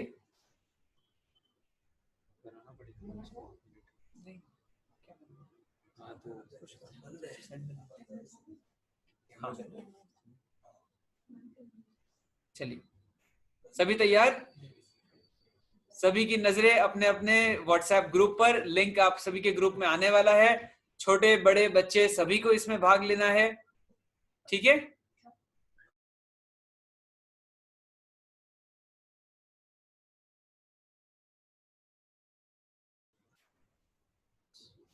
ठीक है, चलिए, क्या बात है। और सभी का जुड़ना शुरू हो गया है। अनिल भैया भी हमारे साथ बने हुए हैं। यहाँ पे जो भी हमारे व्हाट्सएप ग्रुप से नहीं जुड़े हैं और अगर उनको लिंक नहीं पहुंचा है, तो अभी यहाँ पे इसी जूम में चैट में हम व्हाट्सएप ग्रुप का लिंक भी आपको भेज रहे हैं। आप उस पर क्लिक करके ग्रुप से भी जुड़ सकते हैं। दीपक भैया सब बहुत तेज हैं एकदम, शुरू हो गए लोग आना।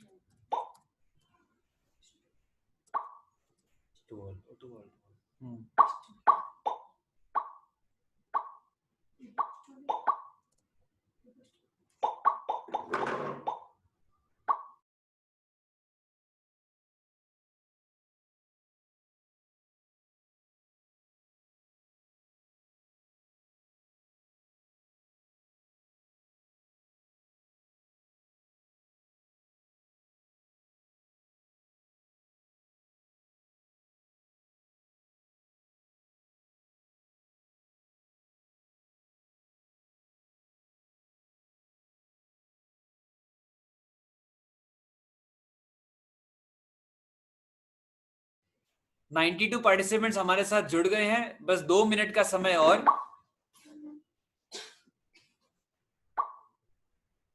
ऑलमोस्ट 100 होने वाले पार्टिसिपेंट्स।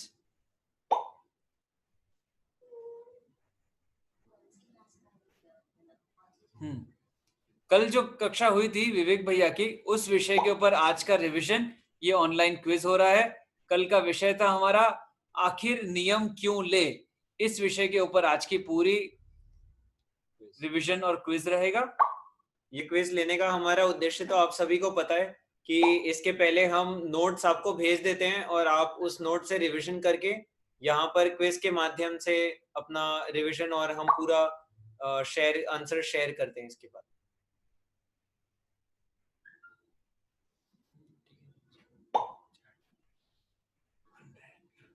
चलिए, और सेंचुरी 100 पार्टिसिपेंट्स 101 जुड़ गए हैं। लिंक सेंड करो। ओके, ठीक है, लिंक सेंड कर देते हैं दोबारा। अभी भी कुछ लोग हैं जो नहीं जुड़े हैं।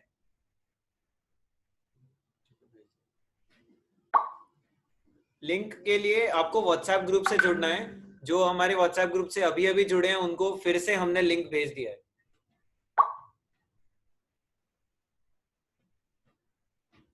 यहाँ पर ऊपर हमने व्हाट्सएप ग्रुप का लिंक दिया है, आपको लिंक पे क्लिक करके व्हाट्सएप ग्रुप से जुड़ना है। चलिए सभी तैयार, शुरू करें। कोई है जो बाकी है?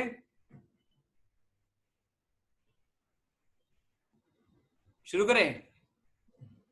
चलिए राहुल भैया सिर्फ 1 मिनट, अगर किसी को प्रॉब्लम आ रही है ज्वाइन करने में तो वो बैक करके इसी लिंक पे एक बार फिर से क्लिक करिए, ठीक है? पिछली बार लोगों ने बताया था कुछ इश्यू आ रहा था उन्हें, तो बैक करके एक बार फिर से लिंक पे क्लिक करना है बस। हर घर से जितने पार्टिसिपेंट्स हैं, जितने लोग हैं, सबको अलग अलग अपने अपने फोन पर करना है। किसी का मैसेज आ रहा है कि इसे खेलते कैसे हैं? सिंपल, हमने यहाँ से गेम अभी स्टार्ट नहीं किया है। जैसे ही आप सब ज्वाइन हो जाएंगे हम यहाँ से स्टार्ट गेम पे क्लिक करेंगे, आपके सामने सवाल आएंगे और आपको आंसर्स एक एक करके देना है।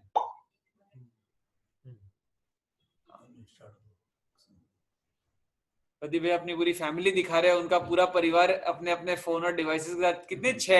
6 डिवाइस उनके घर से हैं, सभी रेडी हैं एक साथ। क्या बात है। सभी सोशल डिस्टेंसिंग मेंटेन करें ताकि आंसर एक दूसरे के नहीं देख सके। हाँ नहीं देखेंगे। बहुत बढ़िया।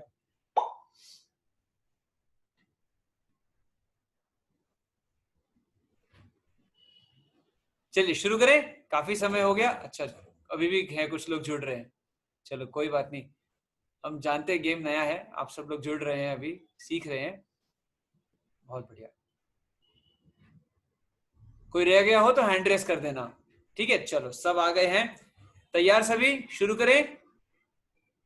एक बार हम स्टार्ट कर देंगे तो आप लोग ज्वाइन नहीं कर पाएंगे, तो अभी अगर किसी ने अब तक नहीं किया है तो वो तुरंत ज्वाइन कर लीजिए।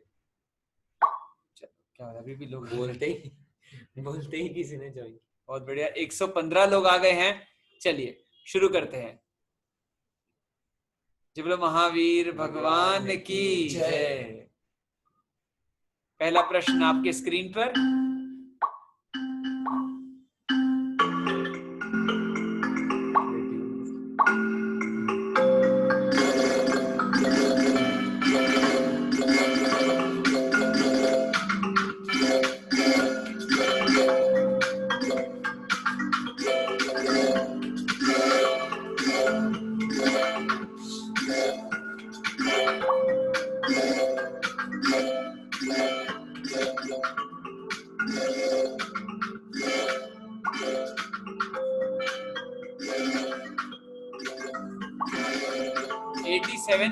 एक्यूरेसी, 87% एक्यूरेसी के साथ। क्या बात है। हाँ, सबसे ऊपर खुशबू जैन सेमारी से, इशिता, इसके बाद चेतना मेहता अंधेरी से, मान्या हंडावत, जया जैन, अदिति जैन, महावीर जी कुंडलिया।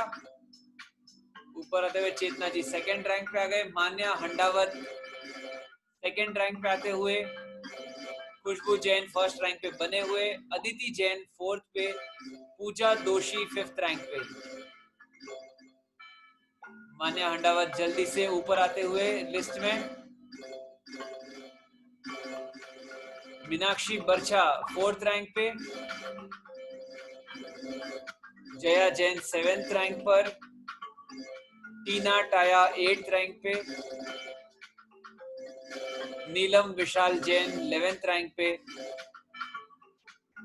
बहुत ही तेजी से उत्तर देते हुए सभी। हाँ, खुशबू जैन फर्स्ट पे आई थी और फर्स्ट पे बनी हुई है। देखते हैं कौन इनको पछाड़ सकता है। सेकंड पे मान्या हंडावत, थर्ड पे अदिति जैन, फोर्थ पे पूजा दोषी, फिफ्थ पे मीनाक्षी जी बर्छा, सिक्स्थ पे जया जैन, सेवेंथ पर प्रिया जैन, 8th रैंक पर नीलम विशाल जैन, 9th रैंक पे नीलेश जैन अहमदाबाद से, और 10th रैंक पे है चेतना जैन। 11th पे है संपत जैन, उनके नीचे है धीरज जैन साकिनाका से।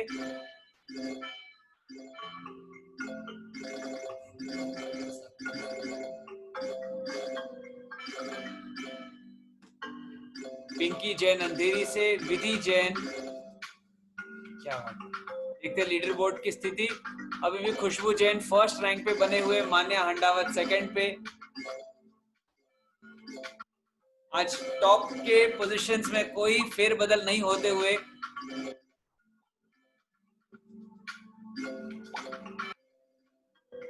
कुछ नए पार्टिसिपेंट नीचे से ऊपर आते हुए, दीपिका जैन रायपुर से, भावेश जी रायपुर से, शायद पूरा परिवार है इनका साथ में अटेम्प्ट कर रहा है। दिजुता हंडावत नीचे से ऊपर आते हुए,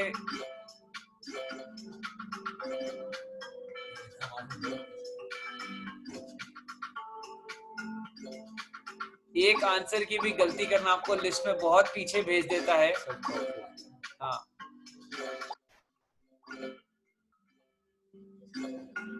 हाँ। 144 प्लेयर्स हमारे साथ अभी तक जुड़ गए हैं। सभी से निवेदन है कि वे एक बार ही अटेम्प्ट करें। ये रिवीजन है, न्याय नीति से सभी पार्टिसिपेट करेंगे।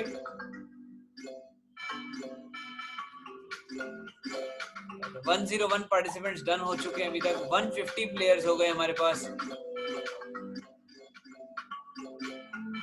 टॉप की पोजीशन सभी की बरकरार। पिंकी जैन अंधेरी से लिस्ट में ऊपर आते हुए, शायद ही लग रहा है कि कोई आ पाए। हाँ, सोनल अर्पित जैन आप नीचे से आए, सीधा थर्ड रैंक पर पहुंच गए।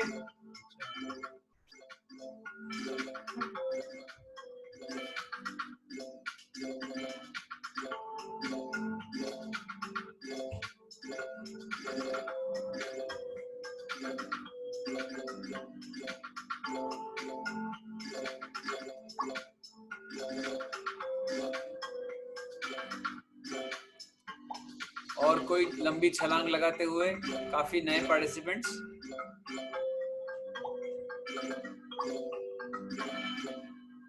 ऋषभ जी डाया नीचे से ऊपर आते हुए, लक्ष्मी जैन रायपुर से, लेखश्री जैन नीचे से ऊपर आते हुए,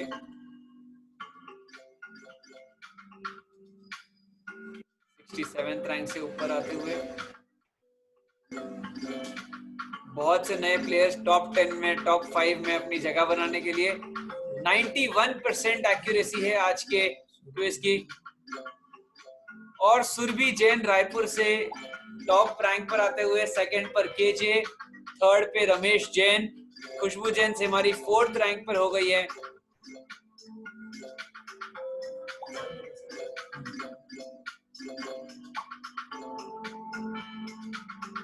अंतिम 1 मिनट का समय। सभी से निवेदन है वे सेकेंड टाइम अटेम्प्ट नहीं करें। अगर आप सेकेंड टाइम अटेम्प्ट कर रहे हो तो हम इसे मान्य नहीं करेंगे।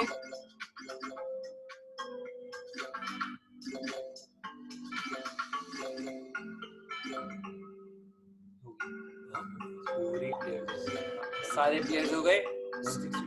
हाँ, राहुल भीमावत 5th रैंक पर आ गए, मान्या हंडावत 6th रैंक पे, सोनल अर्पित जैन 7th पे, मीठालाल जैन रायपुर से 8th रैंक पे, अदिति जैन 9th रैंक पे और पूजा दोषी 10th रैंक पे। इस प्रकार से अभी तक स्थिति है। लास्ट 1 मिनट और हम एग्जैक्ट 9:20 को गेम खत्म कर देंगे। 1 मिनट और। 171 प्लेयर जुड़ गए हैं अभी तक। 92% की एक्यूरेसी, बहुत ही बढ़िया। सभी ने आज क्लास का अध्ययन करके आए हैं सब, बहुत अच्छा। चलिए, और हमारा समय हो गया है और अब हम गेम स्टॉप कर रहे हैं। क्या बात है, चलिए, और गेम यहाँ पर एंड होता हुआ। और टॉप 3 की स्थिति है आपके स्क्रीन पे। फर्स्ट रैंक पे है सुरभि जैन रायपुर से, सेकंड रैंक पर केजे और थर्ड रैंक पे रमेश जैन। आप सभी से रिक्वेस्ट है कि आप अपने स्क्रीन पे हैंड रेस करें ताकि हम आपको स्पॉटलाइट कर सकें और फिर हम देखेंगे कि टॉप 10 की स्थिति किस प्रकार से है। सभी जूम पर वापस आएं। सबसे पहले सुरभि जैन रायपुर से आप अपना फिजिकल हैंड रेस कर सकते हैं।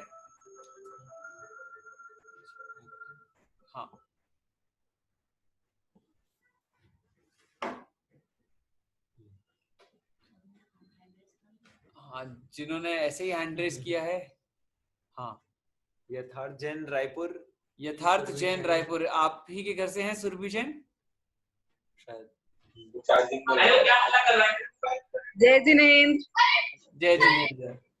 तो लगाना तो करेक्ट करेगी। हाँ, आप, हाँ सुरभि जैन, आप आज फर्स्ट रैंक पे हैं।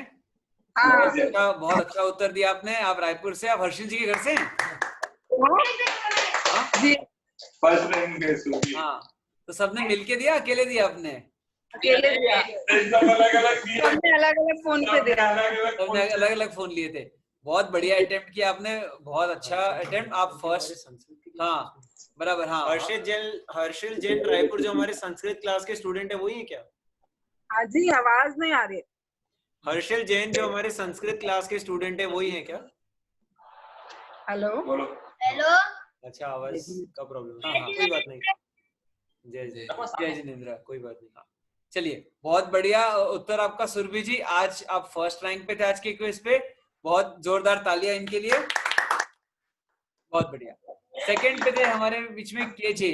आप अपना पूरा नाम लिखिए, या आपको बताना होगा हैंड रेस करके। हाँ जी, आपको म्यूट किया है, आपके वहां से म्यूट कर दीजिए। एक मिनट है, हाँ, आपको स्पॉटलाइट ही कर देते हैं।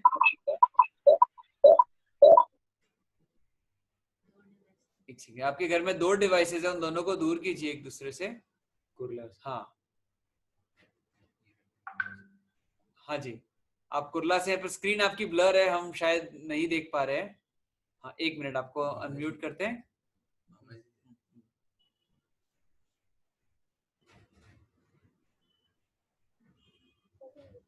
हाँ बोलिए, आपका पूरा नाम बताइए। कैमरा वाले। हाँ बोलिए बोलिए, आप स्पॉटलाइट पे, आपका पूरा नाम बताइए। आवाज नहीं आ रही शायद, आप म्यूट पे हैं। 1 मिनट, वापस म्यूट हो गए। खुद को अनम्यूट करिए वहां से, किंजल। अच्छा, इनका नाम है किंजल। हाँ, वहां से खुद को अनम्यूट करिए। हैंग हो गए हैं उनके वहां से, शायद नेटवर्क का प्रॉब्लम है। ठीक है, तब तक थर्ड कौन है? हाँ चलिए, तब तक हम थर्ड। हाँ, हाँ, हो गया। आवाज नहीं आ रही आपकी। जय जिनेन्द्र। जय जिनेन्द्र। किसने आंसर्स दिए थे सारे? मैंने। क्या बात है किंजल, और सारे आंसर्स आपके सही थे। पूरे 15 आंसर्स की स्ट्रीक आपने कंटिन्यू सही आंसर्स दिए। बहुत बढ़िया। कैसा लग रहा है आपको? फर्स्ट अटेम्प्ट में दिया आपने? हाँ फर्स्ट अटेम्प्ट में ही दिए? पक्का? हाँ। हम सबसे यही पूछेंगे अभी हम। चलिए, बहुत बहुत बढ़िया, आपने बहुत अच्छा उत्तर दिया। एक बार जोरदार तालियां किंजल के लिए। ये हमारे कुर्ला के गुरुजी मांगीलाल जी, गुरुजी की जो पाठशाला है, उनके बहुत ही एक्टिव स्टूडेंट हैं। हाँ, देखो स्वाध्याय का प्रभाव है, ये पाठशाला का प्रभाव है। और थर्ड रैंक पे हैं, कौन था थर्ड रैंक पर? याददाश्त कमजोर हो गई अभी। थर्ड रैंक पे है रमेश जैन। 100% एक्यूरेसी थी आपकी भी। रमेश जैन, एक बार हैंड रेस कीजिए।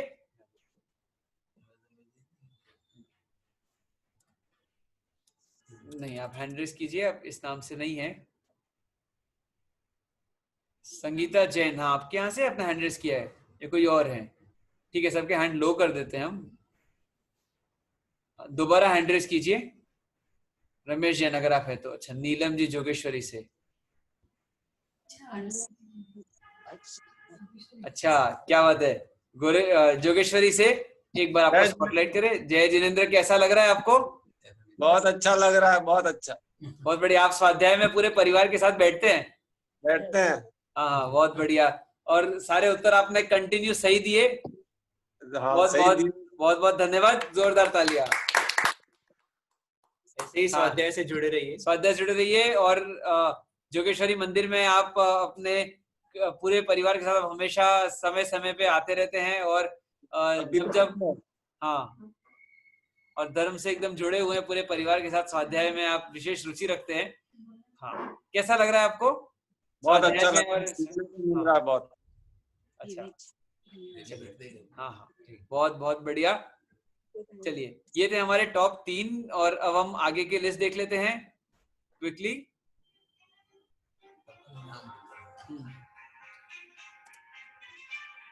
लिस्ट आप सभी के सामने।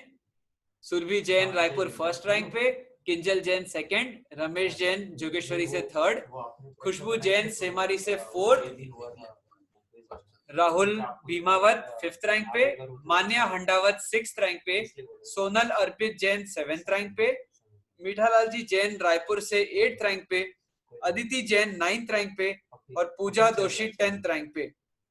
इस प्रकार ये टॉप 10 की स्थिति थी। सभी के बीच में ऑलमोस्ट बहुत थोड़ा सा ही डिस्टेंस था, थोड़ा सा गैप था, ना के बराबर का डिस्टेंस है, पर क्या करें, किसी को फर्स्ट किसी को सेकंड रखना है, गेम की ऐसी व्यवस्था है। सबसे टफ क्वेश्चन क्या पड़ा इनमें से? परमम तप क्या है? तो स्वाध्याय परम तप है। तो इसमें कुछ लोगों ने उपवास, पूजा, व्रत, इनका ये ऐसा उत्तर दिया, तो ये शायद लोगों को थोड़ा सा डिफिकल्ट पड़ा, पर स्वाध्याय ही परम तप है। आगे, सबसे ज्यादा समय कौन से क्वेश्चन को आंसर देने में लगा? इनमें से कौन सा जैनी का लक्षण नहीं है? पूरा पढ़ना पड़ता है ना। हाँ, तो उसके लिए हाँ पूरा पढ़ने में समय लग गया, इसीलिए ये इस क्वेश्चन में सभी को सबसे ज्यादा समय लगा। और हाँ, एवरेज सभी ने सारे क्वेश्चंस 3 सेकंड के अंदर अंदर आंसर दिए, तो इसी वजह से एक्यूरेसी हमारी 96-97% के आसपास थी। तो बहुत बढ़िया, सभी ने आज इस क्विज में सभी ने हिस्सा लिया और सभी ने स्वाध्याय किया। सभी को बहुत बहुत अनुमोदना। इसी प्रकार से स्वाध्याय करते रहे, क्लास में आते रहे, रिविजन करते रहे, और हमें भी इसी प्रकार से आप सभी की उपस्थिति से बल मिलता है। एक रिक्वेस्ट है सभी से, आज भी किसी कारण से हम YouTube पे लाइव नहीं जा पाए, तो ये तकलीफ हमेशा आ रही है। सभी से रिक्वेस्ट है कि अगर आपके घर में 1 या 2 डिवाइसेस हैं तो सभी YouTube चैनल को सब्सक्राइब कीजिए। हम अभी लिंक दोबारा भेज रहे हैं ग्रुप में। अगर हमारे सब्सक्रिप्शन 1000 के ऊपर हो जाएंगे, सब्सक्राइबर्स हो जाएंगे, तो फिर हमें ये जूम और डोनो के बीच का कनेक्शन नहीं करना पड़ेगा। तो ये इसमें, और तो ये एक फायदा हमारा है, क्योंकि ऑर्गेनाइज करने में इससे थोड़ा बेनिफिट हो जाएगा। और आपके लिए फायदा सब्सक्राइब करने पे ये है कि जब भी आप YouTube खोलेंगे तो कोई भी हमारी क्लास जो चल रही है उसका वीडियो हम जो टाइम टू टाइम डालते रहेंगे वो आपको सब मिलते रहेंगे। आप उससे स्वाध्याय कर सकेंगे, जो भी एक्टिविटीज होती है, विधान होगा, वो भी हम इसी चैनल से लाइव करेंगे, तो आपको टाइम टाइम अपडेट्स मिलेंगे और आप भी इससे जुड़ सकेंगे। तो आपका भी फायदा है और पूरी कमेटी को भी सहूलियत होगी चीजों को लाइव करने में। तो सभी से रिक्वेस्ट है कि YouTube चैनल के हम लिंक भेज रहे हैं, आपके घर में 2 डिवाइस 3 डिवाइस जितने भी हैं उनसे सब्सक्राइब कर लीजिए। हम ऑलमोस्ट 500 सब्सक्राइबर्स पे हैं, लेकिन अगर आप सभी सब्सक्राइब करेंगे और फॉरवर्ड करेंगे तो शायद हम जल्दी 1000 सब्सक्राइबर्स कर पाएंगे। जूम और यूट्यूब दोनों के बीच के कनेक्शन में हफ्ते में 1-2 बार प्रॉब्लम्स आती है इतनी सारी क्लासेस के बीच में, तो हम चाहते हैं कि वो प्रॉब्लम खत्म ही हो जाए अगर हम डायरेक्ट यूट्यूब लाइव जा सके तो। सभी इसमें सहयोग दे और बाकी स्वाध्याय अटेम्प्ट करते रहे, आते रहें। कल फिर नए विषय के साथ हम प्रैक्टिकल जैनिज्म की क्लास में सेम समय पर आएंगे। तब तक सभी को जय जिनेंद्र। जय जिनेंद्र। अभी के अभी आप सभी को लिंक भेजा है ग्रुप में, आप सभी सब्सक्राइब कर सकते हैं।